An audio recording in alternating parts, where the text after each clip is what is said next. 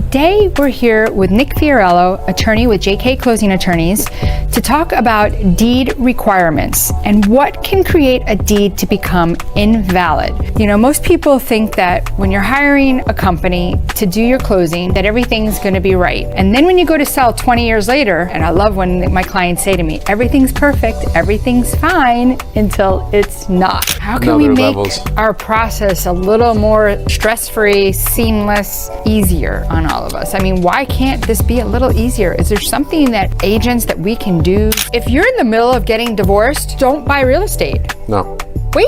I tell people all the time, if they can wait for the divorce to be final. If not, and it's amicable, and I get a chance to speak with their attorneys, then I speak with their attorneys and see if they can add this into the marital settlement agreement, where if they do buy something, then they'll disclaim an interest, or they'll quitclaim their interest out after closing. They have that agreement in writing on the marital settlement agreement, then I'm not so worried about it. It's very important to people out there to really do their diligence in researching an agent that will not only sell their house or help them buy a house, but to work as a team. Like, I had a client the other day, I walked into their house and I said, listen, once they signed, because people get a little offended sometimes, and I said, I really think you should get your floors professionally cleaned and the grout painted. And they looked at me and I said, I'm telling you, it's gonna brighten this house and make it feel newer, not older, fresh. While it was getting done, the owner texted me, oh my God, what a difference. Hi everyone, welcome to Making Money with Laura Sanders, and I am your host, Laura Sanders. Every week we talk about something to help you make a little money, save a little money, or maybe just help you navigate this crazy world that we live in. And today we're here with Nick Fiorello, attorney with JK Closing Attorneys, to talk about deed requirements and what can create a deed to become invalid. You know, most people think that when you're hiring a company to do your closing, that everything's going to be right. And then when you go to sell 20 years later, and I love when my clients say to me, everything's perfect, everything's fine, until it's not. So welcome, Nick. Thank you for having me. So I have a situation recently where I actually have two situations, but one with you right now that you guys are helping us to take care of. I have a client that their mother had passed away recently, very unexpectedly, and they had a condo to sell, and the condo actually isn't really worth a lot of money at all, actually. And she bought it back in 2004, and they forgot to put the unit number on the deal back in 2004. It was actually a foreclosure at the time. Yeah, the bank owned the property, and when the deed was created, no, not at that time, it was a foreclosure before that. Oh, okay. When she bought it, and so that was actually done right. And then when she sold it to my client's mother, then it was missed to put the unit number on it. So now your client, because 22 years later, is trying to sell. They think they own the whole building now. As a joke, he told me, he's like, do I own the whole building now because they forgot the unit?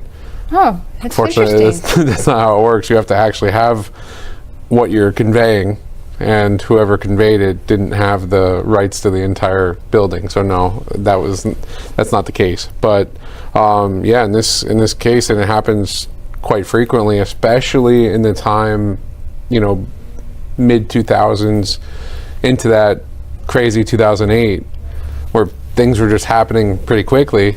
There are a lot of mistakes, and a lot of those companies that handled the closings back then aren't in existence anymore, unfortunately, because that would help resolve some issues, or get some contact information, or do whatever we need to find somebody to correct something. Like in this case, they're missing a unit number of the legal description. So that's a huge aspect that probably could have been corrected by a scrivener's affidavit or something at the time. But because it's so long, time has passed, and that closing agent's not active anymore, then this becomes something that we need a corrective deed for. And that's what we're trying to do. But the funny part is, it's so common sense. Like, it is. It's like, here's the unit. This is what they own. They've lived there for all this time, and yet it's not that easy. No, and a deed itself isn't that complicated. No. It's a 1 or 2 page document that transfers the title of the property. It needs the parties identified, so you need to have the grantor and the grantee identified. You need to have the correct legal description, which is our issue here. You need to have the marital status of the grantor in particular, because if there's a spouse involved, what if they're not on title? If it's homestead, then due to Florida laws that the joinder of the spouse needs to be on that deed, they need to sign, they need to approve the sale, so to speak, and it needs to be duly notarized and witnessed. And now, over the last couple of years, there's been a couple additions to deed conveyances and deed transfers. 2004, they required witness addresses to be added on a deed. So I've seen a couple deeds get rejected by counties because they weren't prepared correctly, and the only thing that was missing were the witness addresses, or the witness names need to be they need to be written where they're legible to read, and I've seen them get kicked back because they're not legible. So I've seen it get kicked back over several little minutia of a detail, that something that when you're doing it quickly, or you don't have the proper guidance or proper company to help you complete something so simple. And yeah, it's a complex legal document that transfers title, but in reality, it's a real simple document. It can cause issues down the road. And, you know, in our case, we have a situation where a mother bought the property. 15 years later, she did a ladybird deed, which we've talked about in the past. You know, how did they not catch it? Because usually it's just a quitclaim deed. They're not doing a search on title. They're not doing anything like that. But what I do when I look at something, you know, when I'm doing a quitclaim deed for somebody, I'm going to the back deeds. I'm looking at the last couple of deeds to make sure that the legal description I have is matching that. So what I would see is, you know, I'd look back at the last deed, I would see that there was no unit number, but then the deed before that has a unit number. So which one's correct? Obviously the one with the unit number would be correct. Obviously. You'd have to go back even further and look at the, you know. So when she did the ladybird deed, did that break the chain of title for using your title policy? It could. It could not. So would that have been something we could have used? We could, but trying to find that was another avenue. Oh, the policy. The policy. Because it might not break the policy because it's not changing hands. Now it has changed hands after the death after she passed away. So then the policy is no good anymore? The policy, it depends. So that's the thing. So some underwriters would accept it. I have been waiting to see if we could get a prior policy, but to find that from 20 years ago is tough, especially when the person that had that policy and might have those records is no longer living. And second, when the closing agent that handled that transaction is no longer. So let me interrupt you for a minute. Go ahead. So typically about 6 weeks after you close, you should be getting an envelope in the mail. The envelope in the mail is going to have your title policy in it. Yep. You do not get your title policy at the time of closing. You get your title policy about 6 weeks. If you don't get something within 2 months after closing, you need to follow up with your agent, follow up with the title company. Usually nowadays, and keep this in a safe spot. 100%. Usually it's about 90 days at most. Okay. 3 months then. Wait, 3-4 months. Usually it's less than that, but everybody likes to say 90 days to give themselves a little leeway to work on the policy, get it issued. They usually send a deed at the same time, so you have the actual physical copy of the deed that was signed at closing for you to have for your records, because now everything's submitted electronically, so we don't submit the actual physical deed to the county. Now we get to keep that, and you get to keep that as a homeowner. So you have that as a homeowner, and you have your policy. So usually for some issues, there's, you know, most underwriters will allow it to happen depending on the issue, and allow that to be used through the agreement that all the underwriters have with each other to cure an issue. But it's not always easy getting the prior policy either. You have to rely on a lot of different things, and my first instinct was to look at who the closing agent was on that deed, because at the top of the deed it has prepared by and recorded Right. in return to, and that gives you contact information for the company that prepared it, or the company handling the closing. Sometimes there's two companies because you have a seller representative. They prepared the deed, and then it says return to the closing agent who handled the closing. So I looked there. There was a company. I looked on SunBiz. They were dissolved the year after the deed was. Welcome to 2005. That was exactly the time where we see a lot of the companies that. It's probably right at the end of 2005, right when October, the hurricane hit, and our market just went into the. Yeah, and unfortunately it's a problem that we see often with documents prepared at that time, and with companies that were existing at that time. Like I said earlier, they're pretty much no longer around. So then it leads us to have to. Okay, find so the title alternatives. policy was not available. So the next thing is a quiet title action. That's the extreme next thing. And why is that so hard to get to a judge to grant you permission? Well, you have to file a lawsuit in the county court, and you have to present evidence. How much does that cost? Several thousands of dollars usually, and it's usually 3 to 6 months. The fastest one I remember. That's ridiculous, because obviously, clearly, you're figuring this out when you're like trying to sell. Usually, it's a stressful time. Usually, it's because there is a death, or there's some other extracurricular that has made this difficult, and it just adds to the. How can we another make levels. our process a little more, stress-free, seamless, easier on all of us? I mean, why can't this be a little easier? Is there something that agents that we can do, something we can like? I mean, I know you do your due diligence when you have, a prospective client. If you have a listing, you're looking at the property appraiser, you're looking at the last couple of deeds, you're doing your research before you take that listing appointment. So I can recommend that most people, or all realtors, should do that prior to having that listing appointment or going under contract. Do your own research, do your own due diligence. And that way you go into that knowing more information than what you did before that, and you have all the public information that has been posted. You have it in your mind when you go to meet with these people. Sometimes clients aren't always truthful. Sometimes they have done. Everybody thinks there's nothing wrong with their house. Nobody. You're right. Yeah. So. So it's really doing your diligence. I can't expect you to look at the last couple deeds and find that one unit number was missing. Yeah, I really wouldn't have thought about, but now I am.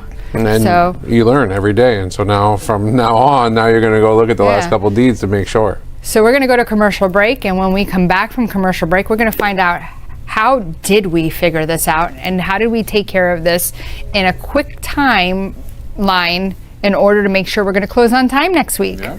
So check out our sponsors and stay tuned. We'll be right back. All roads lead home with Fairway Home Mortgage. When it comes to home financing, who you work with matters. At Fairway Home Mortgage, we combine the strength of a national lender with the care and accessibility of local mortgage experts. We offer a wide range of home financing solutions, personalized guidance, and a streamlined process designed to keep things simple, from application to closing. Because at Fairway, home isn't just what we finance, it's what drives everything we do. Connect with Cliff Bernstein, Branch Manager, NMLS number 7853 at 561-213-6852 to see what your options are today. Company NMLS number 2289. This is not an offer to enter into an agreement. Not all customers will qualify. Subject to underwriting approval, other terms and conditions may apply.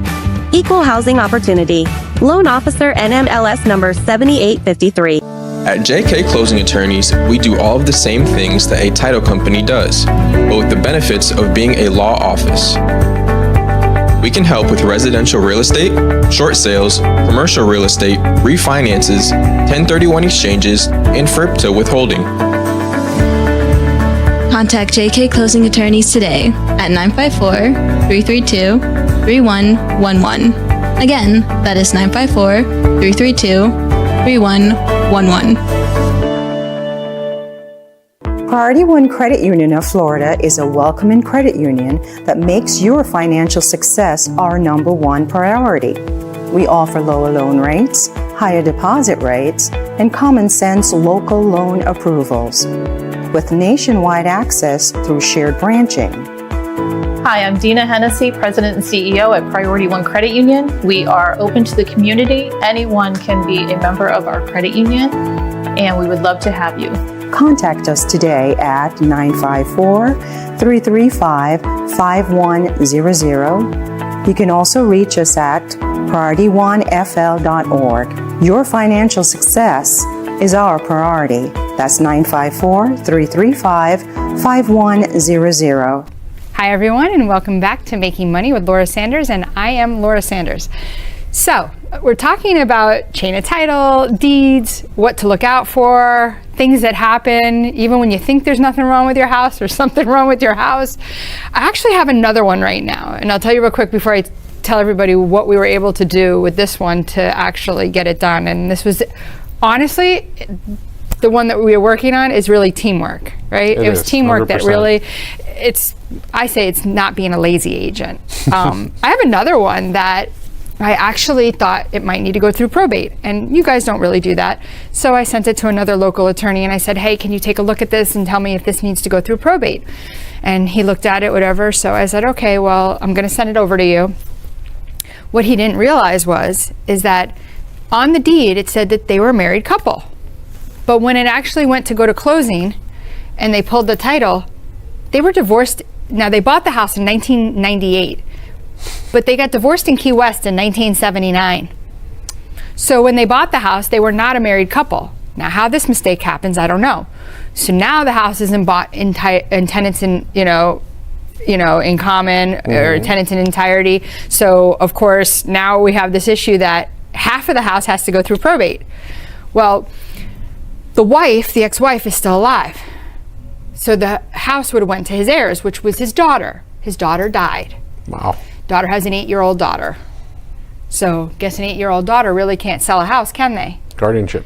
But they're not in Florida, they're in North Carolina now. So it's like, now you gotta, when I tell you, realtors don't count your chickens before they hatch, because you're literally chasing those suckers all over the place to try to close. It's like, what is going on? And I'm sure when you met that client, everything was perfect, right? There was going to be no problem. Well, yeah, because how would you know until title came back that they were divorced in 1979 and they were as a married couple on the deed? That's partly on them, and it too, was actually quitclaimed into her name a year ago, and then a ladybird deed to actually go to the daughter who ended up dying first. It's like, oh my God. Oh my gosh. But this is their fault for not being truthful. If they got divorced. But why would you say you're married at the time of buying a house? It makes no sense. It's kind of, because that's a whole nother story, right? That I think that we might even have like a few minutes to touch upon, that if you're in the middle of getting divorced, don't buy real estate. No. Wait.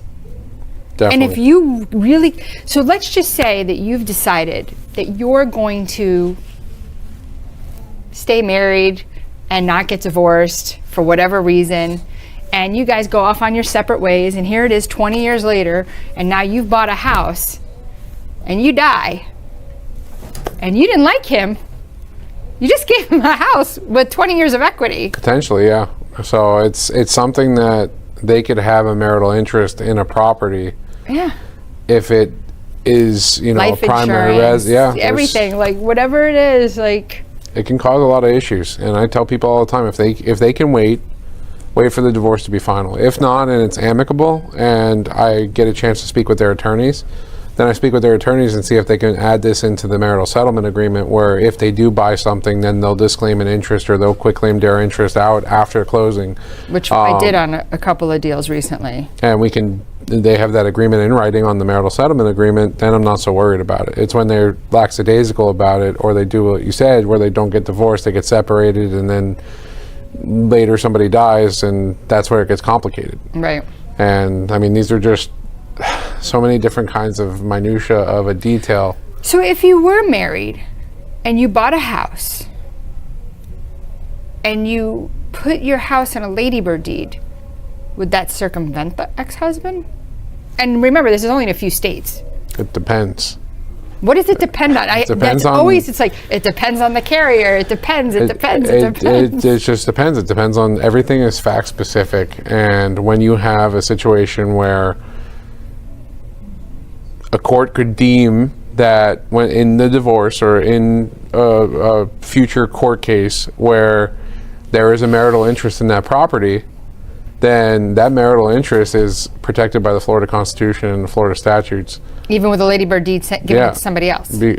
Could, but then it just depends, because if it acts as a marital residence, it could lead to, in any way, because what happens if she moves in for, or he or she, the other spouse, Never let them in. comes in. Don't let them in. You know, then it's served as a marital residence, Wow. and it's a homestead. It's the person who bought the house's homestead. Then you have issues. Yeah. So, So just remember, I'm not a lawyer. I don't know the answers. Like the other day, I was telling somebody the other day, like, hey, this lady's 92. She doesn't have a will. I was like, she's got a brother but he doesn't want to go through probate. So do a ladybird deed. Like, yeah, I mean, ladybird deed's great for certain situations, and some other situations require trust, some other situations require something else. So right. like I said, it all depends. It's very fact specific on that particular case. And before we go into what we were able to do to get this deal to get it towards where it's going to go to closing this coming next week, what's a good number for people to reach out to y'all when they need your expertise? You can call our main office, 954-779-5000. You can email me personally, nick@jkclosings.com, or if you want to send it to our general legal email, we have a legal@jkclosings.com as well. And if you're looking for a top-rated realtor, somebody that can help maneuver you through these situations, you definitely want to give me a call, Laura Sanders with RE/MAX Direct, 954-650-0827. Again, my name's Laura Sanders with RE/MAX Direct, and I can definitely help you stage your home, make sure your home's showing the best light possible. I have people that work with me that give you discounted prices. Even JK Closings definitely will reach out and give you the best deal if you mention my name. So again, Laura Sanders, RE/MAX Direct. So let's talk about what we were able to do. So you called me and told me, hey, we have an issue. And I'm like, yay. Another one. Yeah. And by the way, like, I'm not even making anything on this. I'm really not. So I said, okay, do me a favor. Text me the names of the people whom sold it to my client's mother, right? I did that after I did a Google search as much as I could. I was looking for obituaries, looking for any kind of information I could get on these people. And it's funny because I had a retired football player one time ask me, how did you get my information? And I'm like, I'm just very good at what I do. And he's like, no, tell me who gave you my information. Now we work together, him and I, but he was like, how did you get it? I go, I'm just crafty, very crafty. So I ended up finding the one person's name, who then said to me, I never owned that property. And I'm like, yeah, you did. And then he said, oh, well, that's my sister. Because I said, well, who's this person? He goes, that's my sister. And I said, okay. He says, well, I'll reach out and I'll get her to call you. Next day she calls me, and of course you have to be very careful who you talk to online, and I get it. So they don't know that maybe I'm not trying to steal their identity. I'm trying to they don't know who I am, right? So I said, listen, I'm just needing a corrective deed. I'm not looking for any money from you. I'm not looking for anything from you. Like, this is all I'm looking for is a corrective deed. And, she was very hesitant. So I said, you know what? I'm going to go ahead and have the attorney give you a call, which you did. And funny enough, the realtor that had the property knows me. So I know a lot of people. It's kind of crazy, right? When I said, oh yeah, I know her, and you were like, it's just kind of crazy. So anyway, long story short, we have now been able to get both of them to agree to sign a corrective deed. Now here's the thing. If one of them had died, we would have had to go to their heirs. Yeah, there would have had to be probate. And if they, and then probate, and it wasn't worth it in this situation. No. So All I have to say is this just shows that we work as a great team 100%. and that the seller was very lucky. Otherwise, honestly, there was really no money in this and they would have just had to walk away. It's very important to people out there to really do their diligence in researching an agent that will not only sell their house or help them buy a house, but to work as a team with their team as well. Nobody would have done this. They would have been like, I don't know. And you tried to find, so that would have been the end of that. Like, yeah. this was me, like, I'm always like, oh no, I can't let this just go. Like, I got to figure this out. And that's what I tell people, like, I'm always working. Like, when most people are at the beach or doing things, like, I'm literally sitting at my desk. People are out playing golf. I'm sitting at my desk working. I'm doing things. I'm walking. Like, I had a client the other day. I walked into their house and I said, listen, once they sign, because people get a little offended sometimes. And I said, I really think you should get your floors professionally cleaned and the grout painted. And they looked at me and I said, I'm telling you, it's going to brighten this house and make it feel newer, not older, fresh. While it was getting done, the owner texted me, oh my God, what a difference. Like, it's just the little things that you do. Like, and listen, not everybody needs to do that. Like, I have another lady, I just sold her house and I was like, you don't need to do that. You're fine. Just leave it the way that it is. See, it depends. It depends. It always depends. As long as I'm not independent, we're good. So, anyway, one more time, let everybody know what is a good number to reach out to you.